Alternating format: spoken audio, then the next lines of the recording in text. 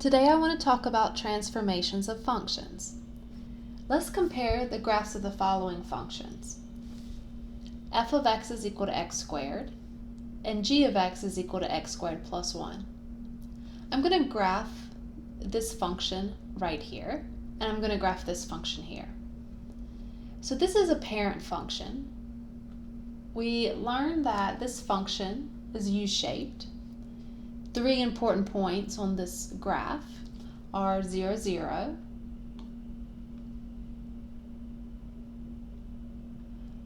1, 1, and negative 1, 1. And I'm just going to sketch this function so it's going to go up like this and on this side as well. You can make some more points if you want to, like 2, 4. So it goes through this point here. So the graph is going to look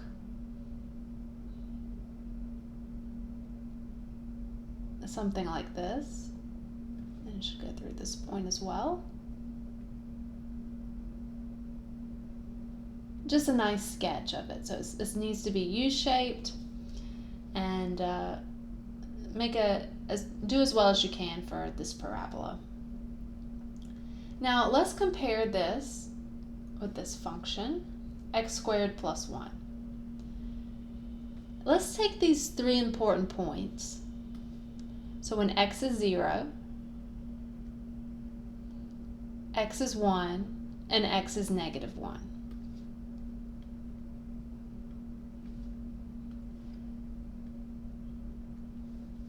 Let's see what happens when I plug these x values into this function.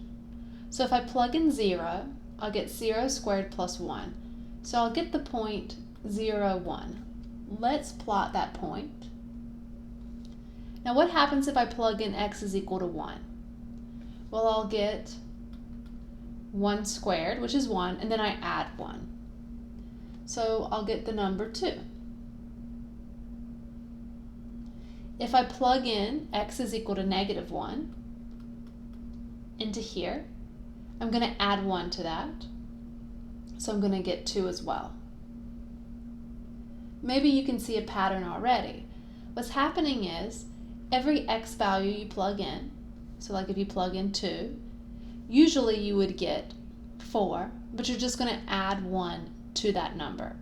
So all our y values are going to be shifted upwards 1 unit. So our graph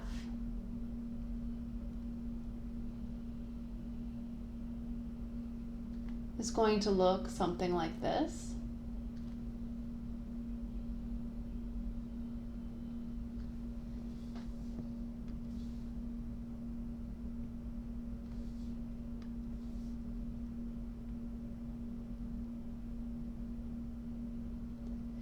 This whole graph here is moved up 1 unit. And that's because we have this plus 1 on the outside of our function.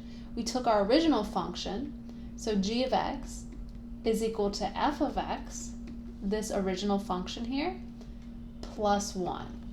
So when we have this plus 1 on the outside of the function like that, outside of my parent function, the function that I know, when I put it on the outside, I shift it up 1 unit. So anytime I have a number out here, if it's a positive number, it's on the outside of my parent function, I'm going to shift it upwards that many units. If it's a negative number, like if this was a subtract 1, you're going to take your original parabola and you're going to move it down 1. So that's the difference between these two equations. This g of x is my function f of x plus 1.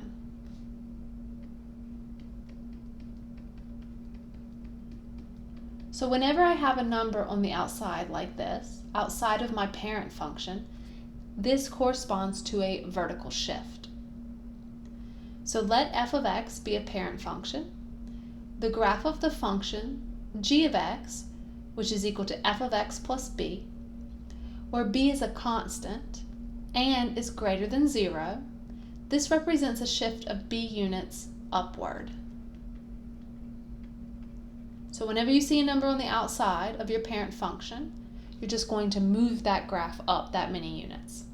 Now, if you see a negative here, so something like this, f of x minus b, where b is a constant and greater than 0, this is going to represent a shift of b units downward. Now make sure you copy this down.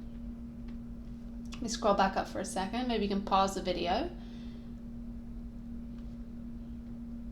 And here is the second part where we have this minus b.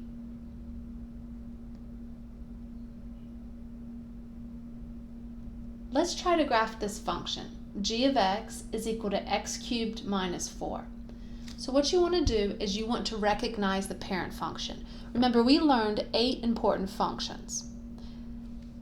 This parent function, the parent function that we want, is right here. F of x is equal to x cubed. What we're going to do is we're going to graph this one. Now, I have different colors, but what I would like you to do is first to graph this in pencil, and how you're going to graph it. Remember, you have to memorize what this looks like, but you can always graph 3 points, and that's what I suggest that you do. You need to remember that 0, 0 is a point on this graph, 1, 1, and then negative 1, 1. And this graph, now remember this is a sketch, it's going to look something like this, and like this. So that's the idea of what the graph looks like. Now it's not perfect, of course. If I wanted to do a better sketch, I need to plug in more points, like 2, it would go through 8, and negative 2 would go through negative 8. But that's the general look of this graph, okay? And I definitely know that these 3 points lie on the graph, okay? So what I'm going to do is I'm going to look at my parent function, which is f of x is x cubed, compare it to what I have, which is x cubed minus 4. Now g of x is my parent function, f of x, in blue, shifted down 4 units. So I'm going to take these 3 important points and I'm going to move them 4 units down. Let's do this in red. So 1, 2, 3, 4. So 0, 0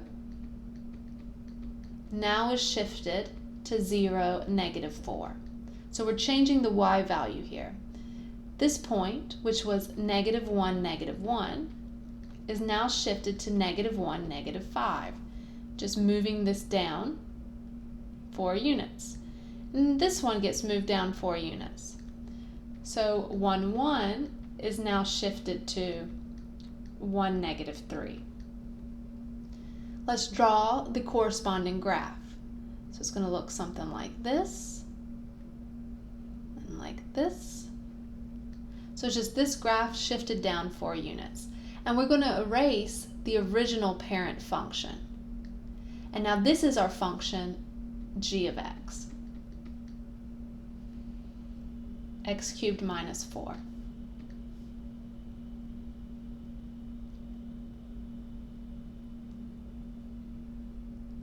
Okay, we're going to compare these 2 graphs.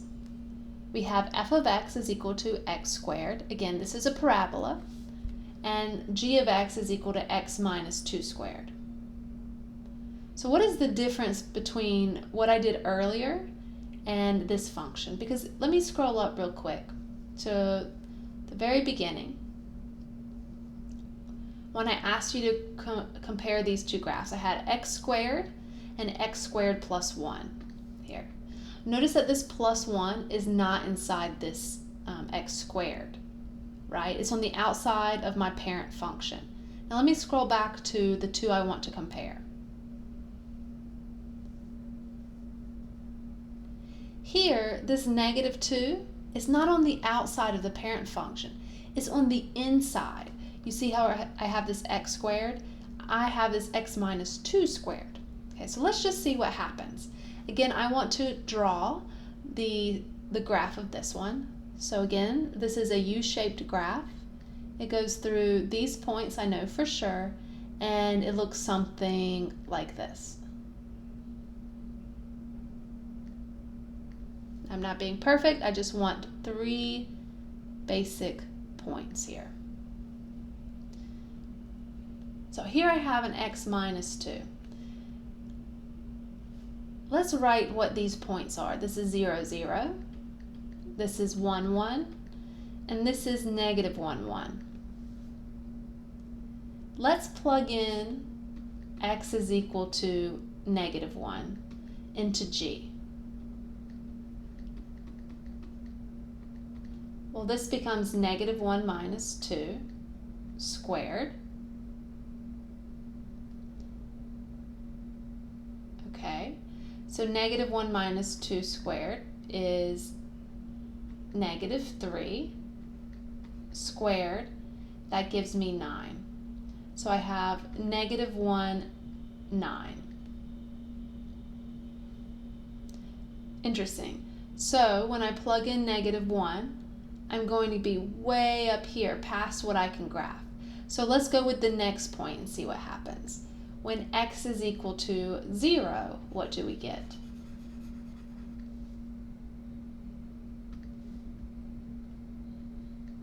Well, if you plug in 0, you get 0 minus 2. And if you square that, you get 4. So you get the point 0, 4. Okay. Let's plug in another x value. How about 1?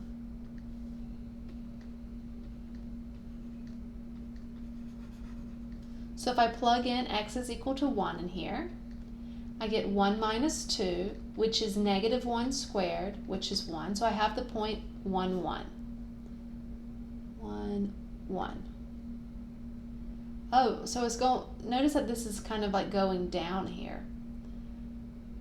What happens if I plug in the number 2?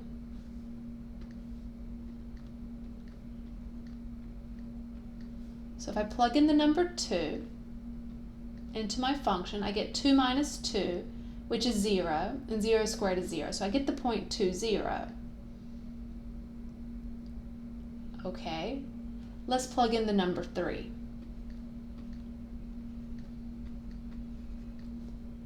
So if I plug in x is equal to 3, I get 3 minus 2 squared, which is 1 squared, which is 1. So I get the point 3, 1. And if you plug in 4 into here, you're going to get 4 minus 2 squared, which is 4. What's the difference here? Notice that this graph has been shifted to the right. So let's draw this. Looks something like that. And I'm actually going to put this graph in a different color. Let's put it in red. How many units have these? Has this graph been shifted? Notice that this point 0, 0. Well, you could think of this point being shifted over here to 2, 0. And this 1, 1, well, that's now shifted to 3, 1, right? 3 up 1. And this point negative 1, 1, well, now it's here at 1, 1. So what's happening to the x values? If I add 2 here, I would get 1. And if I added 2 to 0, I would get 2. And if I added 2 to 1, I would get 3. And I could also work with these 2 points as well. Here's negative 2. If I add 2 to that, I would get 0, which is shifted here. And this 2, if I add 2 to it, I get 4, which is what you have here. So when you have this negative 2 inside the parentheses here, where the square part is, we shift it to the right 2 units. Turns out if you put a plus here, it's going to shift your graph to the left. And if it's plus 2, it's going to shift it to the left 2 units. So what is the difference between these two equations? F of x is equal to x squared and g of x is equal to x minus 2. What you've done is you've taken your original function f, and instead of x, you're putting x minus 2. Because this x is now replaced with x minus 2. So I'm taking my function and putting x minus 2 in it instead of just x. So this corresponds to a horizontal shift. So suppose you have a parent function the graph of the function g of x is equal to f of x minus b. So I'm taking my parent function f, and instead of x, I'm going to plug in x minus b, where b is a constant and b is greater than 0. Okay, so you're going to subtract a number. This is going to represent a shift of b units to the right. That's why it's called a horizontal shift, because we're going to be moving left and right. And if you have the function g of x, where you've taken a parent function and you've put plus b here, this is going to correspond to a shift of b units to the left. So again, make sure you write this down. So maybe pause the video, write this down. And now pause the video and write this piece down. So I want to mention that this is actually the opposite of what most students think is going to happen. When they see a plus number inside here, they usually think, oh, we need to move to the right. And we actually move to the left. Okay, so be careful here. Positive on the inside means go to the left. Negative on the inside means go to the right. Let's try another example. Let's graph this function g of x is equal to the absolute value of x plus 1. All right, we need to write down our parent function. Our parent function is the absolute value of x. This is something you need to memorize. Let's draw this parent function. So the parent function looks like this.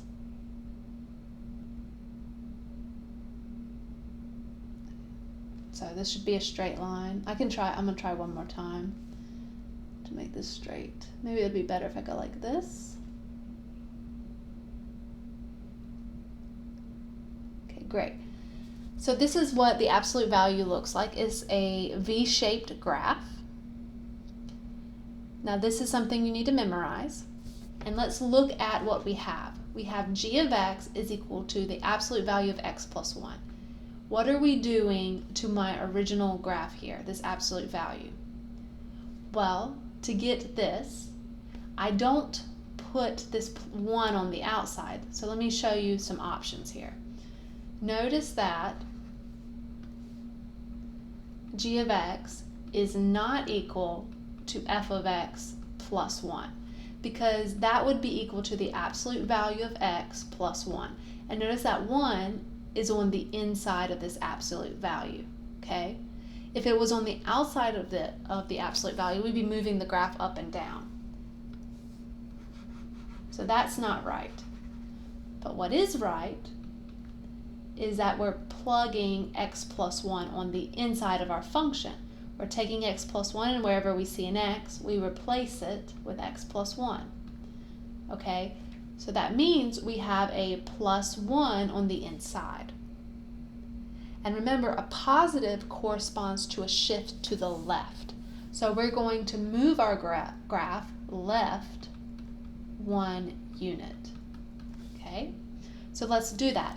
Every point, now you should always memorize at least 3 points on the graph. You can also go with these 2 down here, doesn't matter. But I'm going to take this point and I'm going to move it over 1 unit, which is right here, okay? And then this one is moved here. This one is moved here. And then let's go ahead and start drawing a straight line so we don't get confused. It's going to look like that. And then this point is moved over 1 unit. This one's moved over 1 unit. Again, always draw your parent function in pencil so you can erase it. Okay, it's going to look something like that. And then erase your parent function, and you're going to be left with your function, the absolute value of x. Again, I'm sorry about my straight lines here. If I was able to draw it on a blackboard, I would be able to draw a straight line, but because of this software, I'm having difficulty. So it should look like a V, and it should look really clean here. Let's also double check this. So sometimes you might be confused and say, oh, was I supposed to move it to the left or to the right? We'll just plug in some points. So if you plug in 0 into this function, right? This is the new function here. What do you get? 0 plus 1, the absolute value of 1 is 1. So when I plugged in 0, I got 1, which is correct. If I plug in 1, I'm going to get 1 plus 1, which is 2, so I got 2, which is correct. If I plug in negative 1, I'm going to get 0, which is correct. If I plug in negative 2, I'm going to get the absolute value of negative 1, which is 1, which is correct, and so on. So this is the correct graph.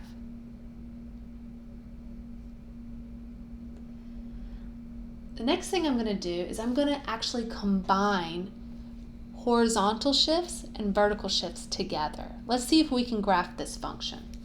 Here I'm giving you the function h of x is equal to the square root of x minus 1 plus 3. I also want to know what the domain and range of this function is. Let's see if we can do this. So the very first thing you want to do is you want to recognize the parent function.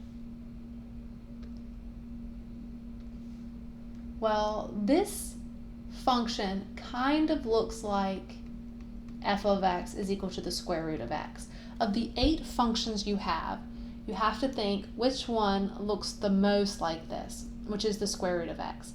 And that's what you want to draw first. So the square root of x, like I said, try to memorize at least 3 points. So it goes through 0, 0, 1, 1, and then I know the square root of 4 is 2, so it goes through this point. And this graph looks something like this. This is the parent function. Okay, let's compare the parent function to this one. Now we have 2 things happening. We have a negative 1 on the inside of the function and a plus 3 on the outside of the function.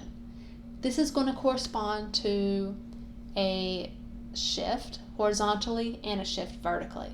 And it turns out when it comes to horizontal and vertical shifts, it doesn't matter the order that you take these, but I'm going to be very careful.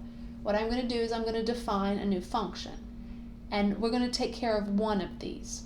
So the first thing I want to do is I kind of want to take this function and I want to slowly manipulate it to make it look like this one. So the first thing I'm going to do is I'm going to define a new function. Let's call it f sub 2 of x, or you can call it f sub 1. Let's do that, f sub 1,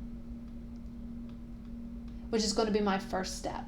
And this is going to be f, and I'm actually going to do this in a different color. Let's do it in green.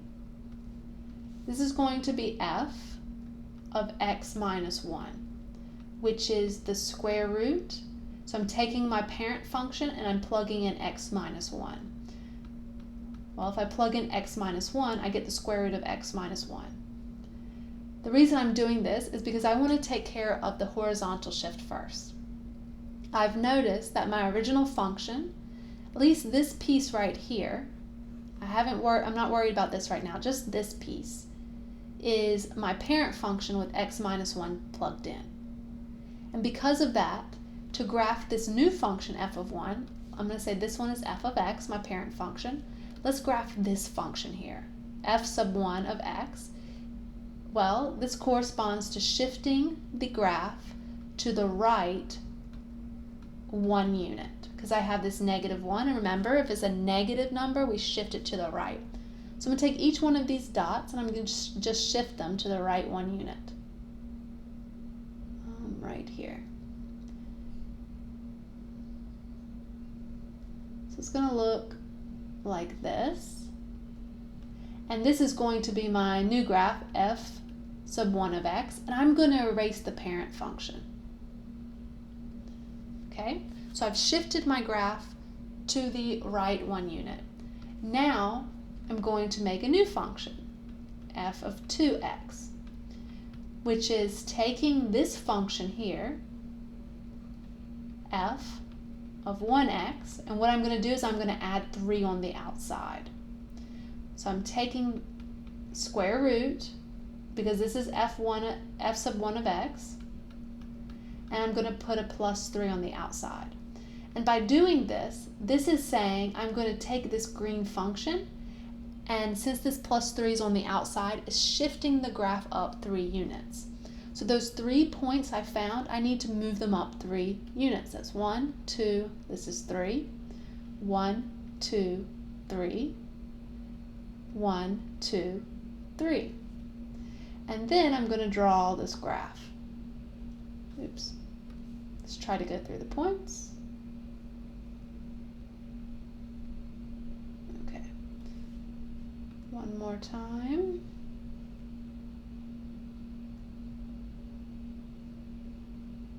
There we go. And this is f of 2x. But this graph, this is the equation, is exactly h of x. I've got a lot of things being circled, so let me erase some of this. Okay, so this graph, notice that its equation is exactly h of x. So f2 of x is h of x. So now I can just say this is h of x. I don't have to label it this, but I'm going to say this is h of x. And this is the graph we want. Okay, and I'm going to erase the original one. And we've graphed this function. I'm going to double check. Let's see if these 3 points are actually on my graph. If I plug in 1, what do I get? So h of 1 is the square root of 1 minus 1 plus 3, which is the square root of 0 plus 3, which is 3. So I have the point 0, 3, which is right here. If I plug in 2, h of 2 is the square root of 2 minus 1 plus 3, which is, this is going to be 1, so this gives me 4. 2, 4, I do go through that point. Let's do one more. 5. H of 5, you can see this is 5 right here, is the square root of 5 minus 1 plus 3. This is 4. The square root of 4 is 2. 2 plus 3 is 5. Looks like we go through 5, 5. And that is correct. So we have the right graph. Okay? So that's just a good way to double check.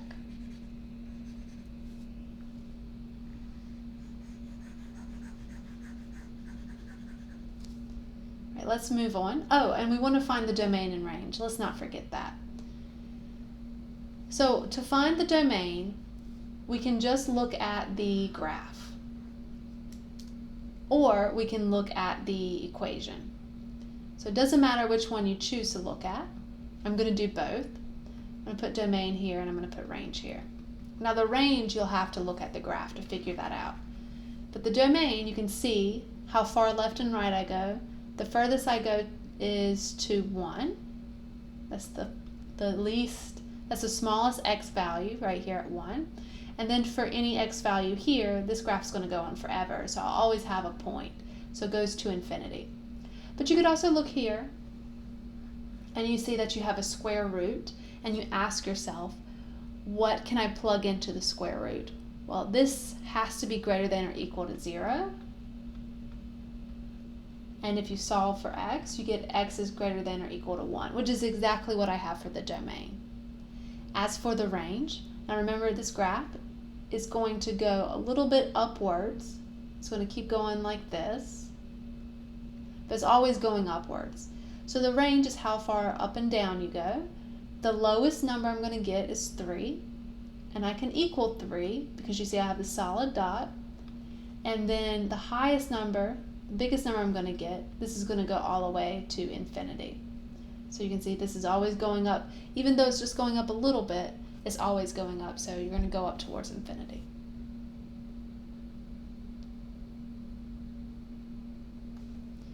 Okay, let's try to graph these two functions. Again, this is a parent function. We know what it looks like. Let's graph it. 0, 0, 1, 1. We can also go through 2, 4. Looks like something like that.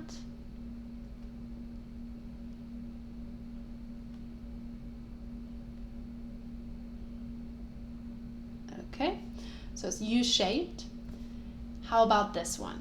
What I'm going to do is I'm actually going to plug in these same x values. So let's start with 0. If I plug in 0 into this function, I get 3 times 0 squared, which is 0. So I get the same point, 0, 0. Okay, let's try a different value. Let's plug in 1. So if I plug in 1, I get 3 times 1 squared, which is 3. Okay, so when you plug in 1, you get 3. 1, 3. Let's plug in negative 1.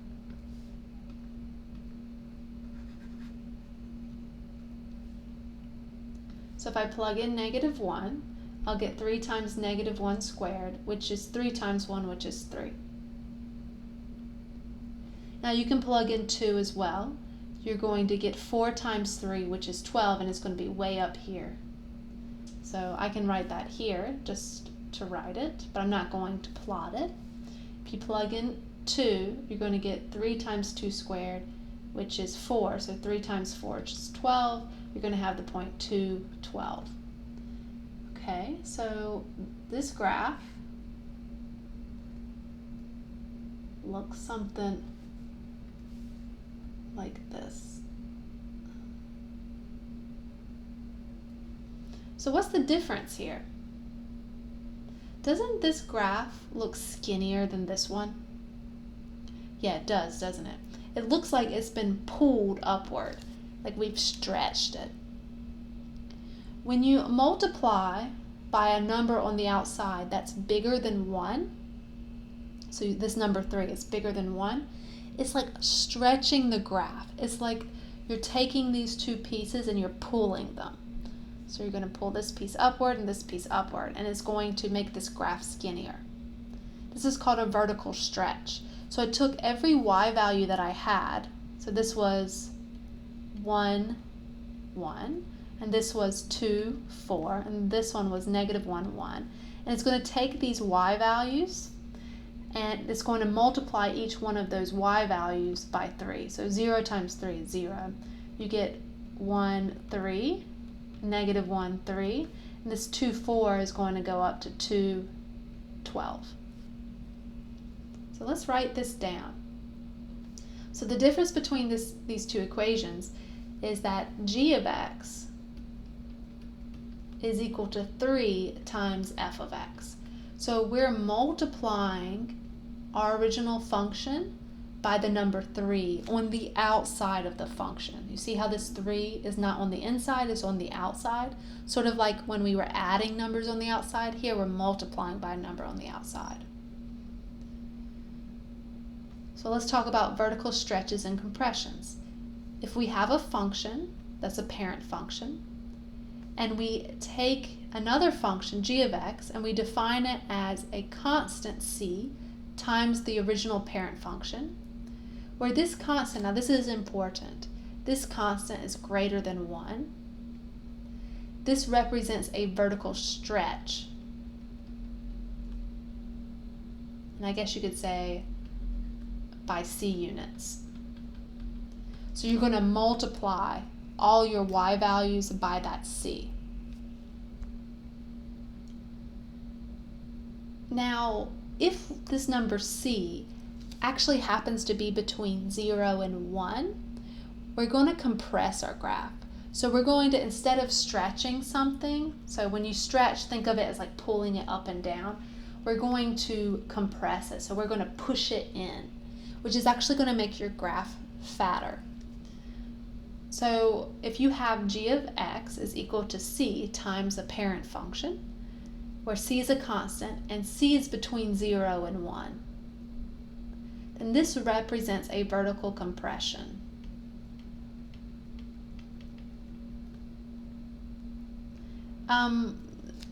This to me, what they're going to say here, sometimes is confusing. I would say you're going to compress by c units. Sometimes you'll see 1 over c, which is, I think, is a little confusing, but we're going to go with c units. So we're actually multiplying everything by c because z is between 0 and 1. So So here I want to show you what happens when we actually multiply by 1/2 here. So this is a number between 0 and 1. So here I'm multiplying by 4 on the outside, and that's going to be a vertical stretch. This one is 1/2, which is going to be a vertical compression. Let's take the parent function, the cubic root of x. So this is another one that you have to memorize, right? But it's not too hard. Just remember 3 points, plug in 0. So let's let our parent function be, I used f of x here. Let's rename this to h of x, because I want f of x to be my parent function. So f of x is equal to the cubic root of x. Let's graph this. So the cubic root is going to look something like this. Okay? And I'm going to graph that over here as well. Now, it's probably not going up that high. Let me do a better job here. So it looks like that. So again, this is a sketch. It has this, it looks like a parabola here that's flipped on its side, and this part is also a parabola. Compare this with what you have in your graph. Again, it is a sketch. It's not perfectly accurate, but you do know that it goes through these 3 points. And if you put more points in, like choose more x values, then you should have a better graph. Okay, so what's going to happen when I multiply by 4? Remember, all your y values are going to be multiplied by 4. If you plug in 1 into here, you're going to be sent to 4. So let's make this one black. And then if I plug in -1 into here, well, the cubic root is -1, but then I multiply it by 4 and I get -4. So what's going to happen is your graph is going to look like this.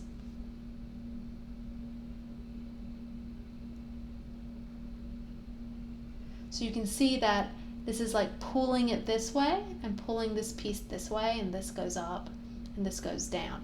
So you're thinking of this is the middle part of your graph, and whatever's above this line here, it gets pulled upward by 4 units.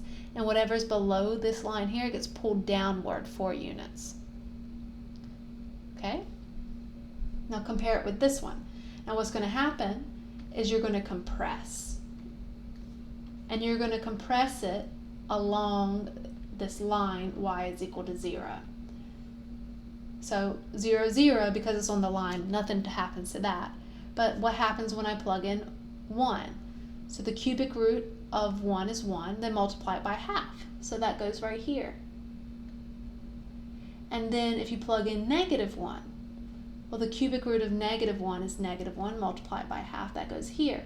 And you'll see that if you graph this, you can plug in more points. What's going to happen is you're going to compress this graph. So you're pushing whatever's up here downward, and you're pushing whatever down here upward. So now this is the new graph here, and this is the new graph.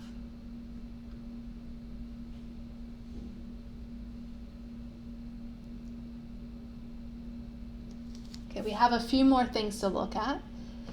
This one's very similar to the last one. Okay, the only difference here is we are multiplying by a number, but we're on the inside of the function. So let's draw x squared again.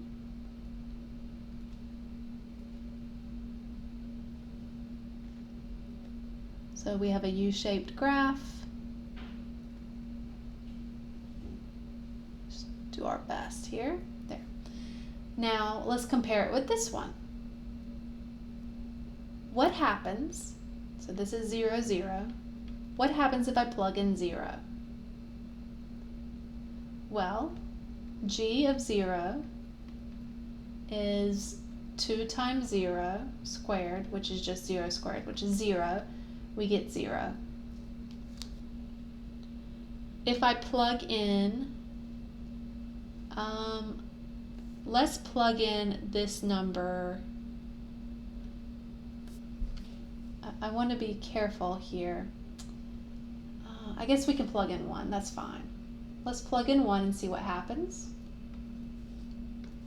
So if I plug in 1, I get 2 times 1, which is 2 squared, which is 4. So if I plug in 1, I get 4. And if I plug in -1, I'm also going to get 4. If I plug in 2, I'm going to get 4, and 4 squared is 16. So we're going to be off this graph.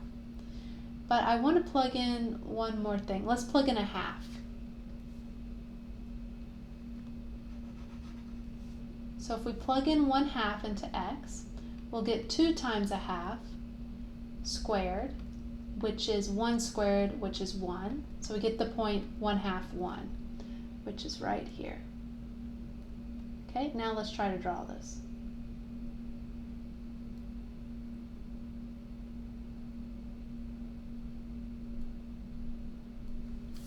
Okay, let's compare these graphs. This graph is skinnier, right? The difference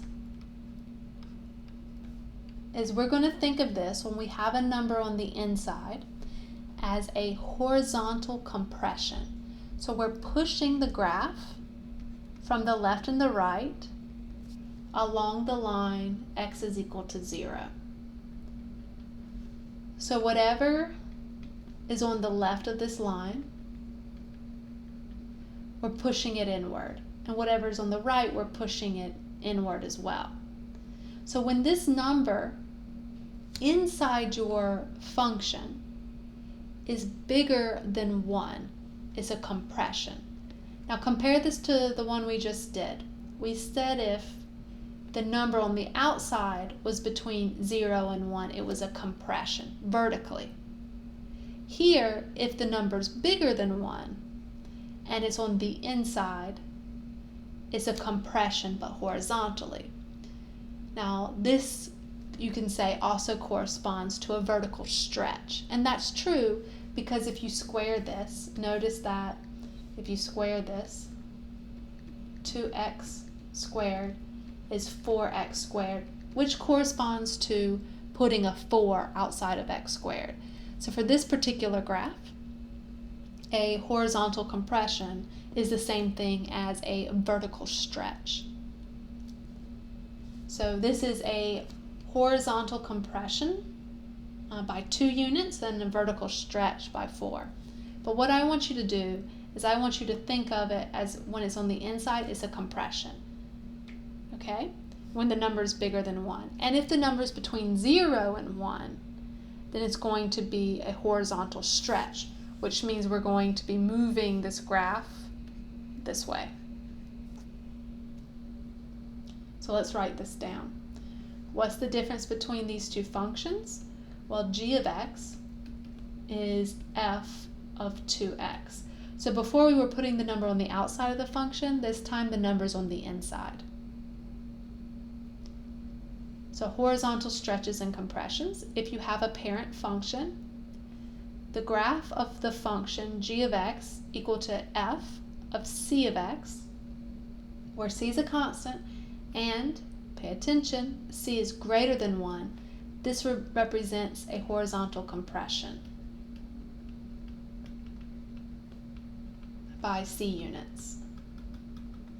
So what's happening here is we're changing the x values, okay? So let me scroll back up real quickly. This was 0, 0, we did that one. This is 1/2, 1. And remember, this was 1, 1. This point here is 2, 4. And this point is 1, 4. So look at what's happening to the x values. I'm dividing them by 2, right? 0, still 0. 1 divided by 2 is 1/2. 2 divided by 2 is 1, but I'm leaving the y value alone.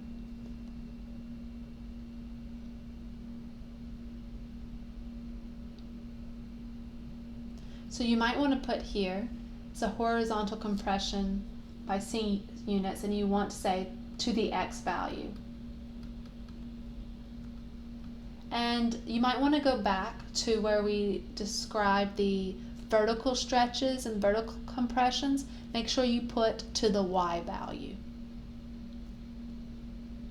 So the graph of the function g of x equal to f of c times x, where c is on the inside and c is between 0 and 1, this represents a horizontal stretch by c units, and this again is to the x value.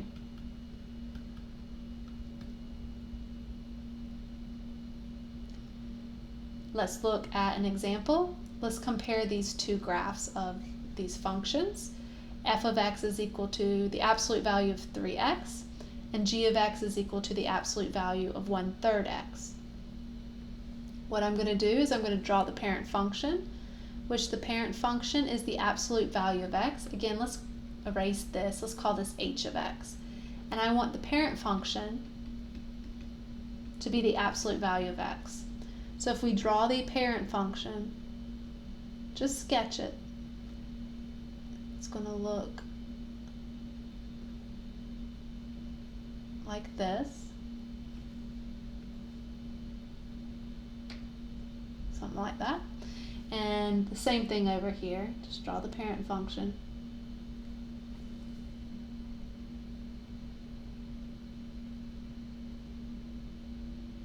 Okay. Now, what do we expect? This 3 is on the inside.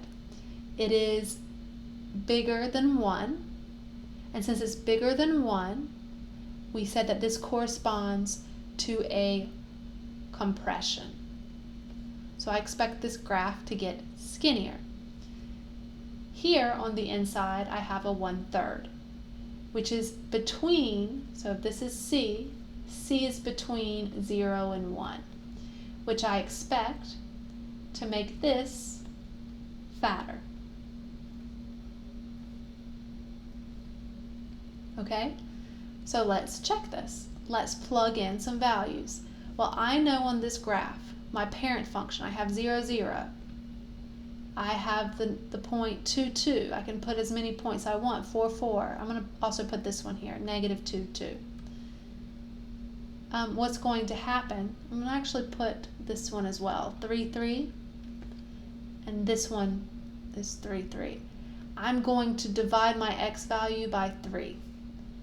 So 3 divided by 3 is 1. So this is going to go to 1, 3.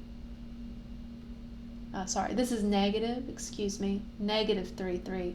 So this is going to become negative 1, 3. And this one, if I divide by 3, I'm going to get 1, 3. So let's put a point here at 1, 3. You could also do these. 2 divided by 3 is 2/3. So it's going to be somewhere around here. Same thing with this one. Something like that. And we're going to keep 0, 0. So this graph is going to look something like this. And let's erase the parent function. And let's check this. If we plug in 0, we get 0. If we plug in 1, we get the absolute value of 3, which is 3. And if we plug in negative 1, we get the absolute value of negative 3, which is 3. So that is correct. Now let's try g of x. So I said we're going to pull it out. We know that we go through 0, 0. We go through, I want to do a number that is divisible by 3. Actually, it doesn't matter. We can because we're going to multiply by 3. So let's do this point, 2, 2. And this point here, which is negative 2, 2. And this is 0, 0. Okay? I'm going to multiply by 3. So I have 0, 0. That's going to stay 0, 0. 2 times 3 is 6, so I'm going to go to 6, 2. And negative 2 times 3 is negative 6, so I'm going to go to negative 6, 2. Okay, so then my graph is going to look like this.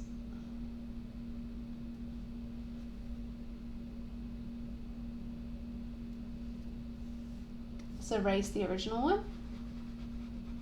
So you can see that this is a horizontal stretch because I'm pulling it this way and pulling it this way. Let's double check that these points are right. So if I plug in the point 6, the x value 6 into here, 1/3 of that is 2. The absolute value of that is 2. So I do have the point 6,2. And if I plug in -6, I'll get the absolute value of -2, which is 2. So this is correct. Okay, something you might have been wondering when I was talking about horizontal stretches and compressions is why we didn't talk about negatives. Because I said you're going to have a number that's greater than 1 and also between 0 and 1. Well, that's the next step. We're going to talk about negatives.